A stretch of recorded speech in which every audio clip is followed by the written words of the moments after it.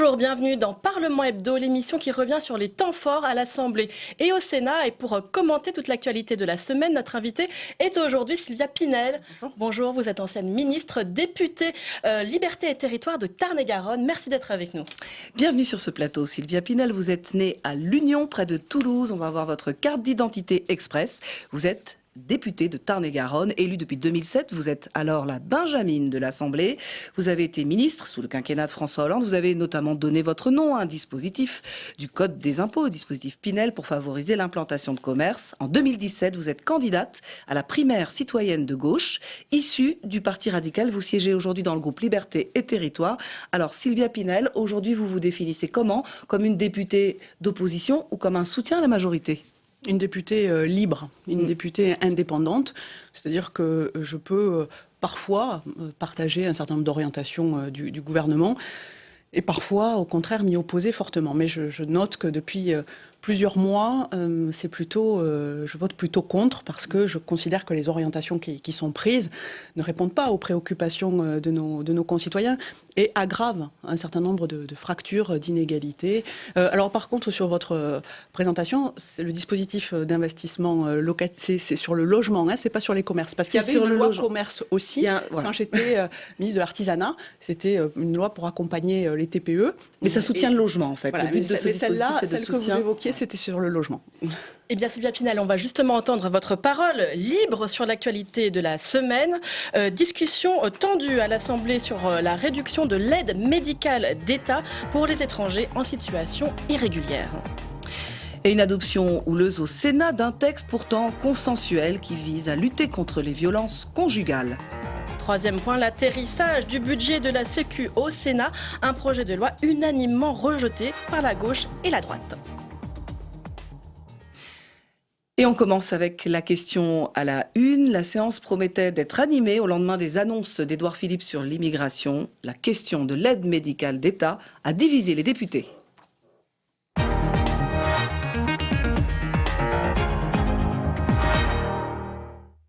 L'AME, c'est cette aide médicale d'État qui permet aux étrangers en situation irrégulière de bénéficier de certains soins de santé. Le gouvernement a décidé une réduction de cette aide, de quoi soulever la polémique sur les bancs de l'opposition. Fanny Daye. Au cœur de la polémique, l'aide médicale d'État qui permet aux étrangers en situation irrégulière de se faire soigner. Le gouvernement a déposé une série d'amendements. Objectif affiché, mieux contrôler l'accès à l'AME et lutter contre les abus. Avec à la clé, une baisse de 15 millions du budget de l'aide médicale d'État sur un budget de plus de 900 millions. Dans l'hémicycle, la ministre de la Santé Agnès Buzyn défend la ligne du gouvernement. Je sais que la dépense d'AME alimente parfois une défiance sur le système, voire des fantasmes qu'il est difficile de déconstruire. Pour rétablir la confiance, nos efforts doivent être tournés vers l'amélioration de l'efficience des dispositifs de prise en charge des soins des personnes migrantes. De part et d'autre de l'hémicycle, l'opposition se livre à un véritable tir croisé contre le gouvernement. D'un côté, la gauche accuse le gouvernement de chasser sur les terres de la droite et de l'extrême droite. Vous voulez séduire un électorat qui vote extrême droite et pour cela vous vous reniez. Au final, vous allez renier vos valeurs et vous allez renforcer le Front National. C'est pitoyable. De l'autre côté, la droite dénonce une mesure insuffisante. Les Républicains souhaitent supprimer l'AME pour la recentrer sur les soins vitaux et urgents. Enlever 15 millions à 1 milliard en disant que c'est de la fraude, franchement, on est dans de la communication. C'est un début, mais ce n'est absolument pas ni crédible ni suffisant. Tandis que sur les bancs du Rassemblement national, Marine Le Pen plaide pour la suppression pure et simple de l'aide médicale d'État. Ce cinéma, je commence à en avoir ras-le-bol. Et je pense que les Français en ont aussi ras-le-bol. La seule mesure qui soit véritablement efficace, c'est de supprimer totalement l'aide médicale d'État. Le sujet a divisé jusque dans les rangs de la majorité. 69 députés de La République En Marche ont voté la baisse du budget de l'AME, mais 13 ont voté contre et 3 se sont abstenus. Alors, Sylvia Pinel, on a réduit finalement l'AME, mais le gouvernement n'a pas trop touché à l'AME finalement. Est-ce que ça vous choque quand même que le gouvernement s'attaque à l'aide médicale d'État? D'abord, il y a plusieurs choses qui me choquent. On apprend à la veille un certain nombre de mesures.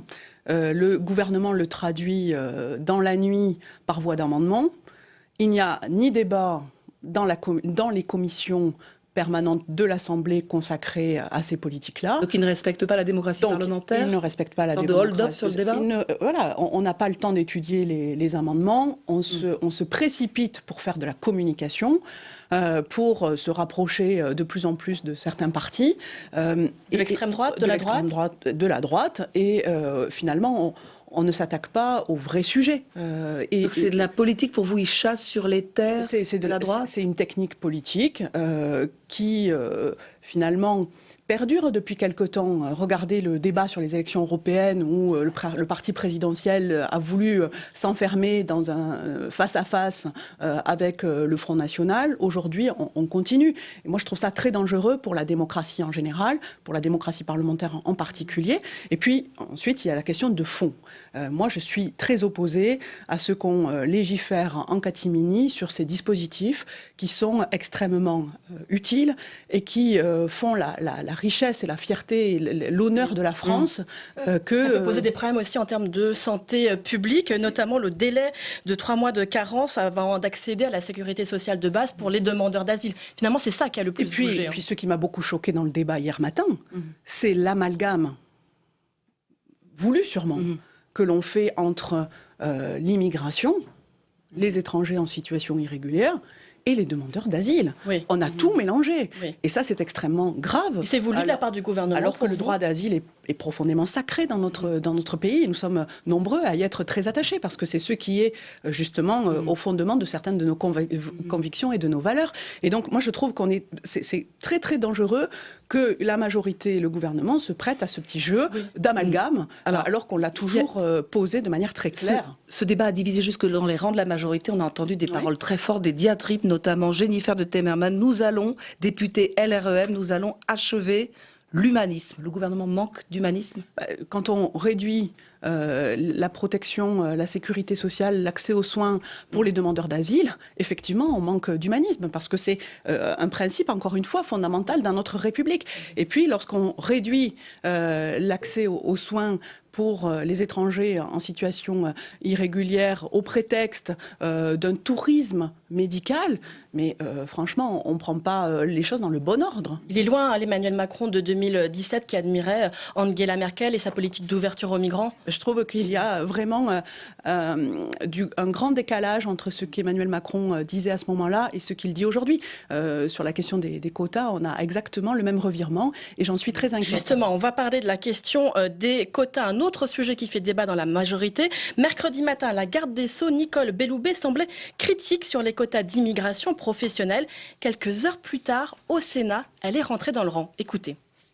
Ce que j'ai dit ce matin correspond exactement à ce qu'a présenté le Premier ministre. C'est-à-dire que la question des quotas n'est pas la seule réponse à ces problèmes d'immigration. Il y a d'autres éléments de réponse qui figurent dans le plan. Mais on sent que vous avez des réserves sur la question des quotas. Dans cette interview, vous pouvez le dire, c'est peut-être aussi intéressant d'avoir un débat sur cette question. Je pense que vous surinterprétez des propos.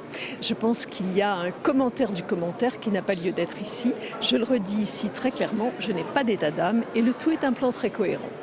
Vous croyez la garde des Sceaux ou pour vous a-t-elle fait l'objet d'un rappel à l'ordre, même d'ailleurs depuis la Chine où Emmanuel Macron s'est exprimé sur les états d'âme de certains de ses ministres? Je connais bien la garde des Sceaux puisqu'elle a été, comme moi, élue dans la même région. Oui. Nous avons même siégé ensemble à la région Midi-Pyrénées à l'époque. Donc je pense qu'effectivement la garde des Sceaux est mal à l'aise, comme peut-être d'ailleurs la ministre de la Santé sur l'AME. Une femme issue de la gauche. Parce que effectivement, je pense que c'est une femme qui a des convictions et des valeurs et je pense qu'elle peut être effectivement mal à l'aise. Parce que de quoi parlons-nous ? On parle d'immigration économique, c'est à peu près 30 000 personnes par an. Sur 260 000 environ, donc c'est pas grand-chose. C'est quand même très peu. Et de là à mettre en œuvre des mesures inefficaces, incontrôlables et pas pilotables, je reprends là les mots du président de la République pendant la campagne présidentielle. Alors candidat. Et je pense qu'il avait raison à ce moment-là. Donc pour vous, les quotas ne sont pas une bonne idée. Et les quotas sont-ils de droite ou d'extrême droite d'ailleurs ? Écoutez, c'est pas à moi de qualifier. Moi, je pense que la question de revoir, par exemple, la liste des métiers en tension plus régulièrement pour que ça corresponde justement à une réalité, c'est pas une mauvaise idée. Ça, c'est pas une mauvaise idée pour être plus réactif. Par contre, sur la question des quotas, comment on va faire, dans quel territoire, et puis ça va poser une question très concrète. Le marché évolue, les entreprises ont parfois des besoins de réactivité extrêmement rapides. Et ça sera. Mais c'est ce que disait le président de la République à l'époque, candidat, en disant c'est pas efficace parce que ça ne tient pas compte de la réalité. Eh bien, je pense qu'il devrait relire ses propos de l'époque. Est-ce qu'Emmanuel Macron est l'héritier de Nicolas Sarkozy et de l'immigration choisie? Bien sûr, les quotas, c'était quelque chose qui est très marqué par Nicolas Sarkozy. Effectivement, tous ces débats sur l'immigration, d'ailleurs, il en a fait un élément du débat national, alors que c'était pas vraiment le sujet qui revenait sur les ronds-points et dans les débats portés par les Gilets jaunes à l'époque. Et donc, on sent bien, depuis ce que je disais au début, on sent bien une volonté de poursuivre, de courir après la droite et l'extrême droite. Et moi, c'est évidemment un point sur lequel je ne peux pas être d'accord. Alors que j'avais la conviction, en 2017, et même un peu après, que Emmanuel Macron, justement, nous protégerait et serait un rempart par rapport à ces dérives que j'ai toujours combattues et que j'ai toujours condamnées. Vous êtes déçu? Il a changé de ligne. De ce point de vue-là, sur cette thématique-là, oui, je suis profondément déçue. Et peut-être même plus encore que sur la politique économique et sociale, sur laquelle il y aurait déjà beaucoup à dire. Mais là, sur les valeurs fondamentales, effectivement, c'est décevant. On va passer, Sylvia Pinel, au deuxième thème de cette émission, l'adoption dans la douleur de la proposition de loi sur les violences conjugales au Sénat.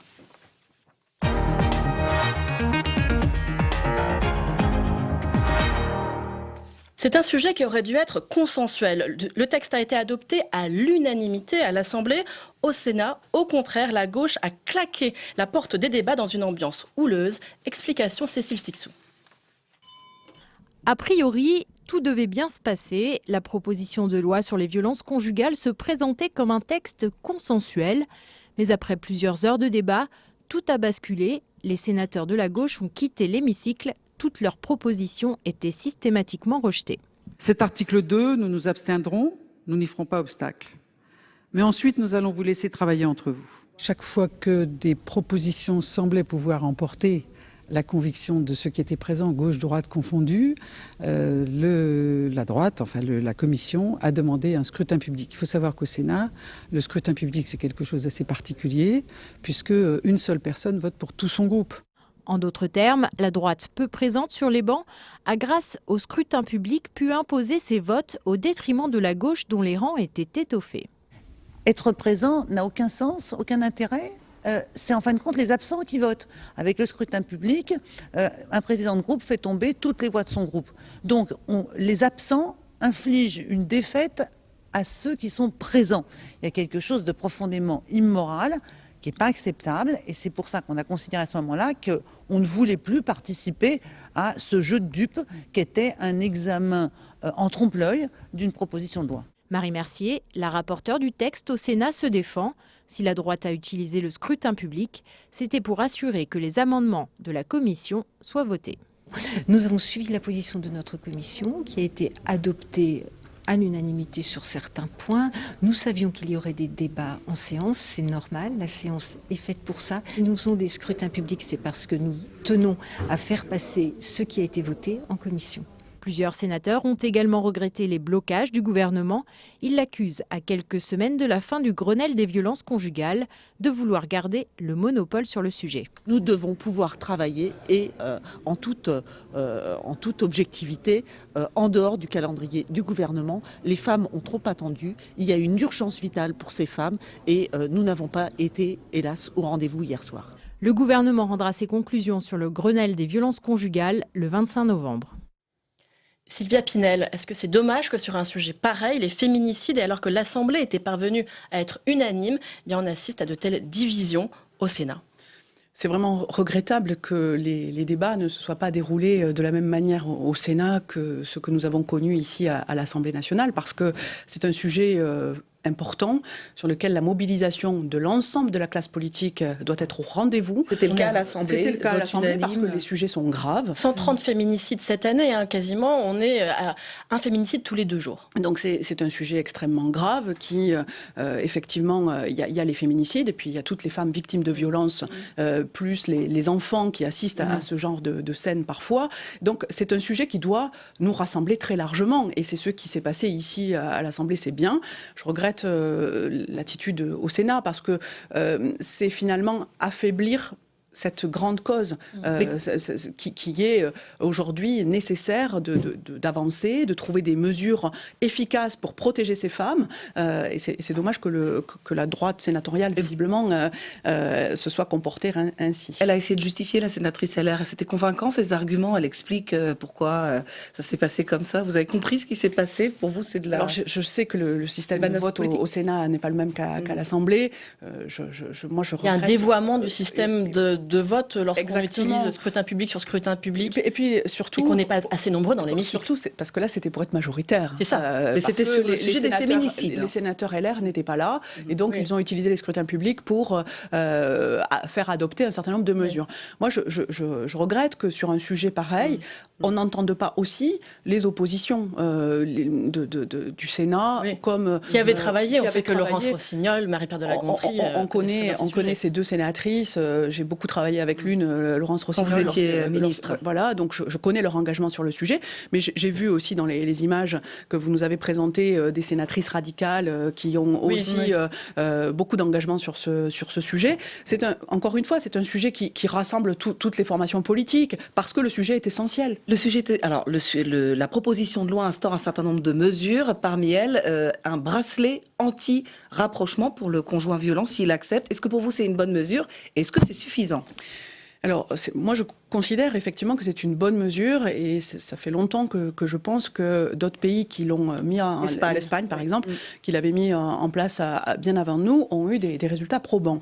Mais comme ce sujet est complexe, et on ne peut pas dire que le bracelet sera la réponse unique, la seule qui permettra de résoudre ce fléau.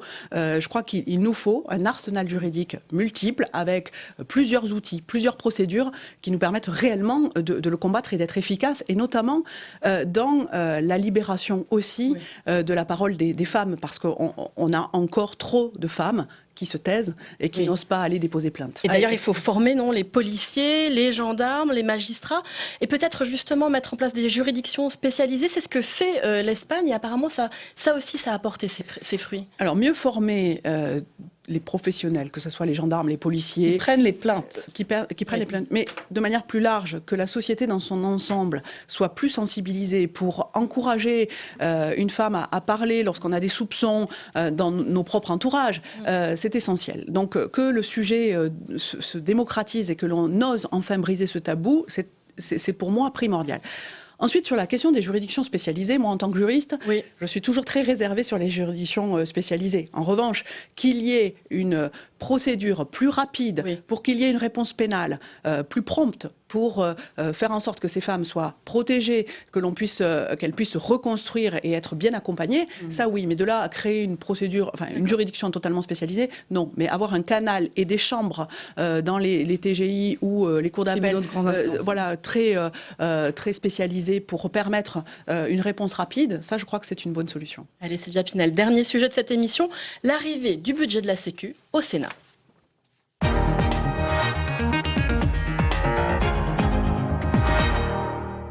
Un texte qui fait quasiment l'unanimité contre lui, dénoncé par la gauche mercredi et par la droite jeudi. La majorité sénatoriale voit rouge. Samia Dechir. Après les sénateurs socialistes, c'est au tour des républicains de dénoncer le creusement annoncé du déficit de la sécurité sociale. Alors qu'il était presque à l'équilibre en 2018, le budget sera déficitaire de 5 milliards d'euros l'an prochain.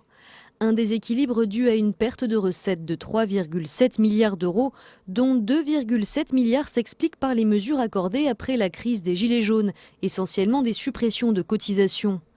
Une perte non compensée par l'État, dénoncent les Républicains. Pour eux, Bercy plonge les comptes de la Sécu dans le rouge et menace la survie d'un système paritaire basé sur les cotisations sociales. Le danger de tout cela, c'est que progressivement, c'est un système financé par l'impôt, donc un système du type anglo-saxon, le safety care. Et ce système anglo-saxon, s'il est mis en place complètement, un jour, vous serez remboursé en fonction de vos moyens. Compenser la perte de recettes liée à des mesures prises par l'État est normalement une obligation légale depuis 1994. Les Républicains vont tenter de l'obtenir en amendant le projet de loi de financement de la sécurité sociale la semaine prochaine. Ils dénoncent aussi l'insuffisance des moyens budgétés pour 2020. L'an prochain, le secteur de la santé devrait économiser 4 milliards d'euros, dont 800 millions d'euros pour l'hôpital. Pour la droite sénatoriale, le rythme des économies n'est plus tenable. Il est urgent de réformer le système. On aura des propositions sur la réforme de la retraite. On proposera 64 ans parce qu'on dira aux Français, il ne faut pas se cacher. Si on ne recule pas l'âge de l'âge de départ à la retraite, ce sera moins de pouvoir d'achat. On sera obligé de baisser les pensions et nous voulons garantir le pouvoir d'achat des retraités. L'an prochain, les retraites et prestations familiales ne seront pas revalorisées à hauteur de l'inflation. La branche retraite va donc perdre 600 millions d'euros et la branche famille 400 millions d'euros. Avec la politique du gouvernement, est-ce que ce qui nous guette à terme, c'est d'arriver à un système anglo-saxon financé par l'impôt, où on finit par être soigné en fonction de ses moyens? C'est la crainte du président de la Commission des affaires sociales, Alain Milon.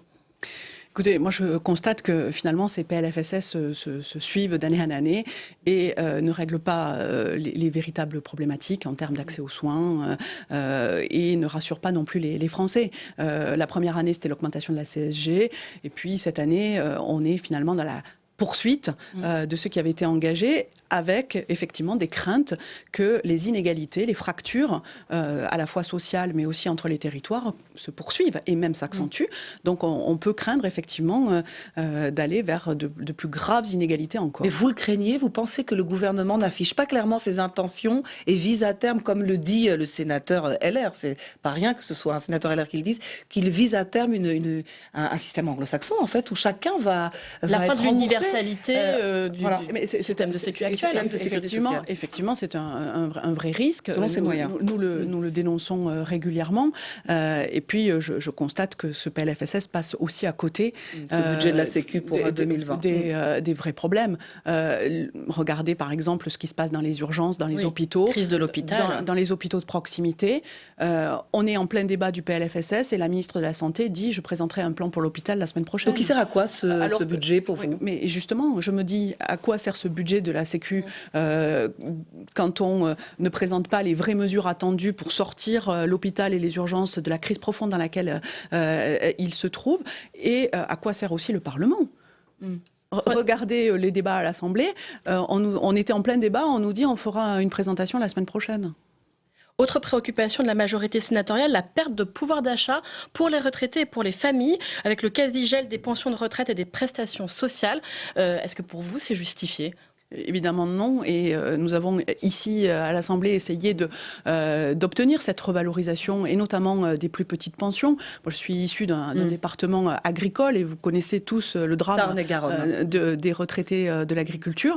Bien, toutes ces petites pensions ne sont jamais revalorisées, et puis avec le problème de la CSG qu'il y avait eu les années précédentes, enfin, les retraités continuent à trinquer. Je considère vraiment que quand on parle des inégalités, ce PLFSS continue justement à creuser ces inégalités, ces fractures que nous dénonçons depuis le premier. Un mot sur l'une des modifications apportées par la droite sénatoriale qui met l'âge légal de départ à la retraite à 64 ans dans le texte, comme quasiment chaque année. Ça a le mérite d'être plus clair que ce que dit le gouvernement? Ça me paraît difficile d'être moins clair que ce que dit le gouvernement actuellement. Il y a une vraie contradiction, il y a la concertation qui devait être finalement la marque de l'acte 2 du quinquennat. On voit bien qu'il y a des contradictions entre le haut-commissaire, le Premier ministre, le Président de la République. Finalement, on voit bien qu'ils ne sont pas très au clair sur ce qu'ils veulent faire de la réforme des retraites. Et la conséquence de tout ça, c'est quoi? C'est que les Français s'inquiètent, que dans nos territoires, on voit bien que les personnes qui sont sur le point d'être à la retraite ou ceux qui le seront dans quelques années se demandent si les réformes vont les concerner ou pas, se demandent comment les choses vont se passer. Et donc, au lieu de restaurer la confiance et de renouer ce lien avec les Français, eh bien, on finit par encore le détendre et de s'éloigner de plus en plus des préoccupations de nos concitoyens. Sylvia Pinel, on va terminer par une image, cette émission. Damien Abad, qui a été élu nouveau président du groupe LR à l'Assemblée après 9 ans de présidence de Christian Jacob, qui est parti prendre la tête d'un parti en crise. Est-ce que vous pensez que c'est un bon profil pour la droite à l'Assemblée, pour le parti LR ?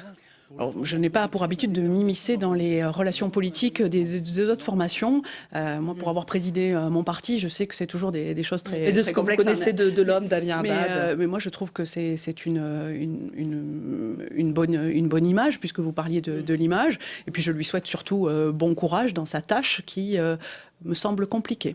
C'est aussi un changement générationnel à la tête du groupe LR. Qu'est-ce que vous en pensez, vous qui avez été, on l'a dit au début de cette émission, benjamine de cette Assemblée? Moi, je suis toujours très heureuse lorsque je vois qu'il y a un renouvellement, lorsque je vois que de nouvelles têtes émergent. 39 ans, Damien Abad, 39 ans. Pour prendre des responsabilités, c'est toujours quelque chose d'intéressant et de positif à souligner. Voilà, après, bon courage dans sa tâche, encore une fois, qui me semble un peu compliquée. Merci beaucoup Sylvia Pinel d'avoir répondu à nos questions. Merci à vous d'avoir suivi cette émission. Notre invité la semaine prochaine sera le sénateur centriste, président du groupe centriste au Sénat, Hervé Marseille. Merci de votre fidélité. Ciao, ciao.